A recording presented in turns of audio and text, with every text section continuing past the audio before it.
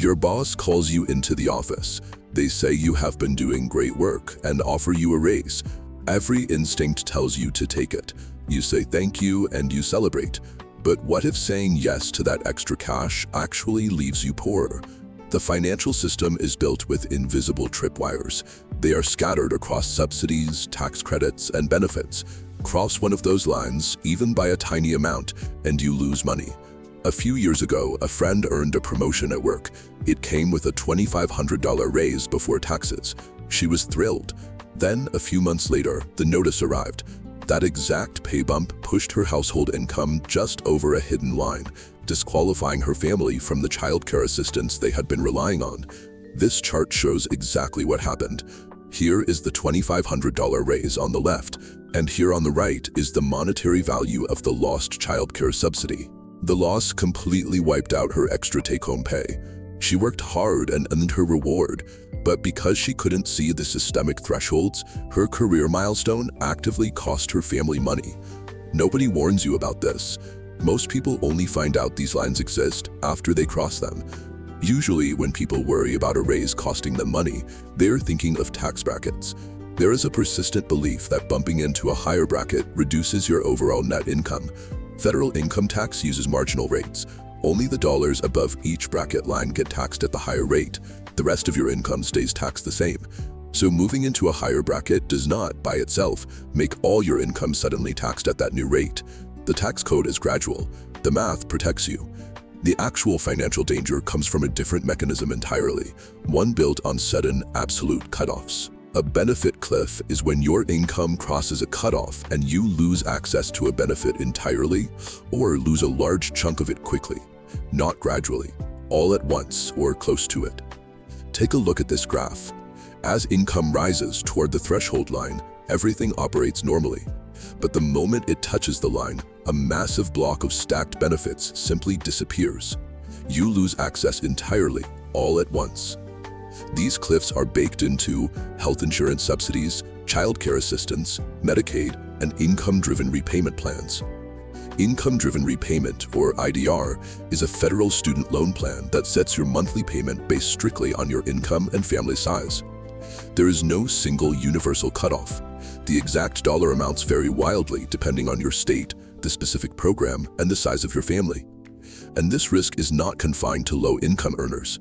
Cutoffs are scattered all across the income map, hiding in plain sight for middle-class households. The thresholds vary by program, by state, and by family size.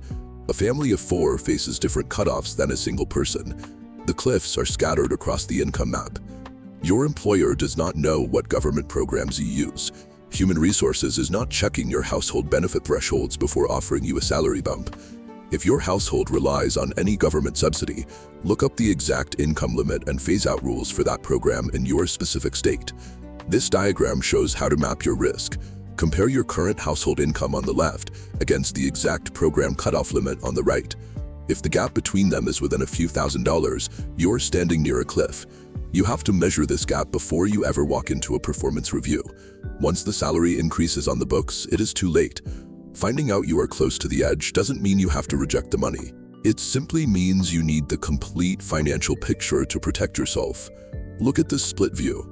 Instead of taking a direct salary bump that crosses the red threshold line, you can negotiate alternative compensation, asking for extra paid time off or an increased 401k match, where your employer contributes directly to your retirement account. Increases your total compensation without inflating the specific income number the government tests against. By locating these hidden lines ahead of time, you control the math. You can structure your next career victory to ensure it actually builds your wealth, rather than quietly draining it away. We generally assume that career progression moves in a straight line. You gain experience, you earn a raise, and your standard of living improves in proportion to your new salary. Public assistance creates a benefit cliff. Think of it like a staircase with a trapdoor. As your income climbs, you move up steps, but step on it and you fall through entirely. The benefit disappears. Unlike a real staircase, there is no warning sign. In this structure, checking all the right boxes, working harder, securing a promotion, earning a higher wage, can directly trigger a catastrophic financial drop. Imagine you qualify for a marketplace health plan, which is a private medical insurance policy subsidized by the government. Your employer then offers you a raise. That higher income alters your eligibility. Depending on your household size and local regulations, a slight increase in gross pay can heavily reduce or completely terminate your insurance subsidy. This chart shows exactly how a raise becomes a deficit. Your new salary adds a small bump to your after-tax paycheck, but because your subsidy vanished, your monthly insurance premium jumps by a massive amount, leaving you with a net negative total. Some benefits avoid this by using a slope. The Earned Income Tax Credit, for example, can phase out more gradually. The Earned Income Tax Credit, or EITC, is a refundable federal tax break designed to supplement the wages of low to moderate income workers. As you earn more money, the EITC gets a little smaller at each step. This cushions the transition, allowing workers to gradually absorb the loss of the benefit as their independent wages climb. But many programs do not work that way. Crucial support systems like housing assistance or Medicaid function as hard lines. Medicaid is a joint federal and state public health insurance program for people with limited resources. If your income goes over the Medicaid limit by a single dollar, you lose eligibility entirely. Because these hardline programs offer zero phase-out cushion, a standard cost of living pay increase can literally cost a worker thousands of dollars out of pocket. The math becomes even tighter for households that rely on multiple overlapping assistance programs to survive. Many households qualify for multiple programs at once. A single raise could push you past one threshold, or in some cases, two at once. This graph illustrates what happens when those thresholds overlap. One modest bump in hourly pay can simultaneously disqualify a family from both childcare subsidies and food assistance. When that happens, the combined loss is significant, even if each individual benefit seems modest on its own. Moving marginally forward in your career instantly triggers a deep, compounded financial deficit across multiple areas of your household budget. This creates what many people call a benefits trap. People get stuck at a certain income level, not because they cannot earn more, but because earning more could leave them worse off in the short term. It is a gap where getting a promotion or picking up extra hours can make your financial life harder. To navigate this, we have to rethink how we measure income. The real value of a raise is not the number on the offer letter. It is the extra money you take home, minus the value of anything you lose or pay more for because of the higher income. This equation demonstrates the actual math of a benefit cliff. If a promotion adds $3,000 after taxes, but disqualifies you from a benefit worth $5,000, the true value of that promotion is negative $2,000. You are actively paying out of your own pocket for the privilege of a higher-paying job. Part of the reason the system works this way is that these programs were created separately and often use different rules. They were established in isolation, in different decades, addressing entirely different policy goals. Some are federal, some are state-based. This means the agencies managing your healthcare have no formal communication with the agencies managing your housing or food assistance. Because of this fragmentation, the cutoffs do not always line up neatly with one another. They form a jagged, uncoordinated landscape of financial hazards. This map represents the solution. The good news is that once you see the map, you can plan around the cliffs. By calculating the precise dollar limits of your specific programs before accepting a raise, you can negotiate alternative compensation, like extra paid time off, to avoid triggering the threshold. You just have to know where the edges are. You do not have to stay frozen in place. By actively mapping out the unseen boundaries of the safety net, you can navigate safely around the trapdoors. You accept a raise at work, celebrate the extra money, and months later get a letter wiping out the entire financial gain. This delayed shock is a systemic trap, known as a benefit cliff. It happens when earning a slightly higher salary triggers a sudden loss of access to support programs, leaving you with less total money than you started with. Most people find out about this trap the hard way. Here are the biggest mistakes people make, and every one of them is avoidable. To make sure a pay bump actually acts as a step forward rather than a hidden financial penalty, you have to understand how to navigate these 5 blind spots. Mistake number 1 happens right at the very moment of the offer. When someone offers you more money, there is intense social and emotional pressure to say yes on the spot. It feels polite and it feels ungrateful to hesitate. But accepting a raise before you check your specific income limits is exactly like signing a binding contract without reading the terms.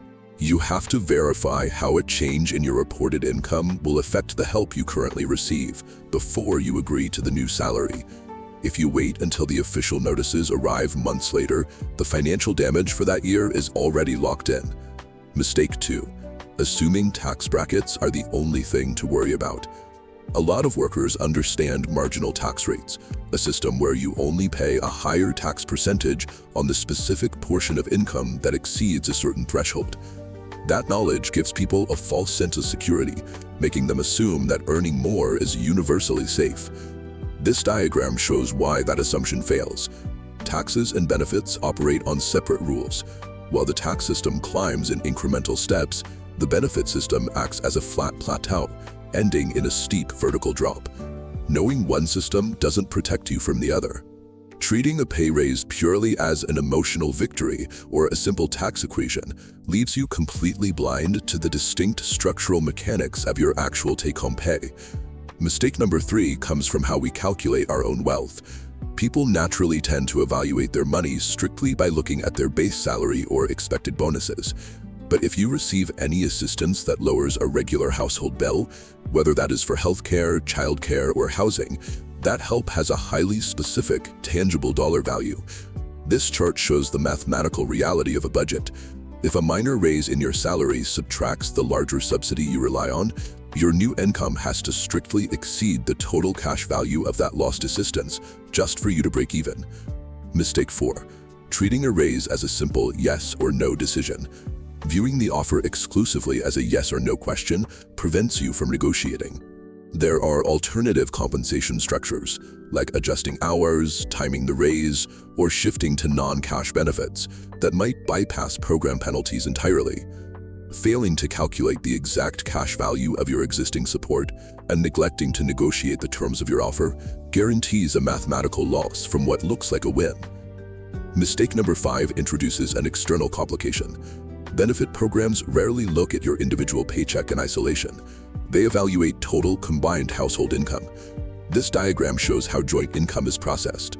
Your partner's earnings are automatically merged with yours into the same threshold calculation. Therefore, a modest raise on your individual paycheck might be the exact variable that tips your combined household stack over the strict legal limit. Looking only at your own offer and ignoring the rest of your family's active earnings puts your household's active support at immediate risk. Financial decisions made in isolation act as systemic triggers, impacting the stability of everyone living under your roof. The root cause connecting every single one of these mistakes is the error of treating a raise as simple addition, rather than recognizing it as a complex financial intersection. This diagram shows the true ecosystem of a pay increase. You have to simultaneously evaluate a highly interconnected web of variables: your benefits, taxes, loan payments, active subsidies, and total household income. If you accept an offer without checking these specific interactions, you are making a major financial decision with dangerously incomplete information. The good news is that once you clearly understand this ecosystem, protecting yourself from the cliff is straightforward. Let's walk through the exact steps to evaluate your next offer. Imagine getting that raise or bonus you've worked years for, only to reach out and realize the financial floor beneath you has collapsed entirely. Today, we are going to build a step-by-step roadmap together to make sure that every raise, bonus, or extra shift you take actually leaves you with more money in your pocket. To avoid falling backward when your paycheck goes up, you have to map out exactly where the hidden drop-offs are located. These drop-offs are known as benefit cliffs, which occur when a slight increase in earnings causes a total loss of essential government assistance or subsidies. You have to plot these out before you take a single step forward. When you know where the edges are, you stop crossing your fingers and start making strategic decisions about your income. Preparation is the only way to separate a true step forward from a hidden disaster. Step 1 is building your inventory. Make a written list of every single program, tax credit, subsidy, or reduced payment your household relies on right now. This animated diagram shows a timeline of ascending income levels.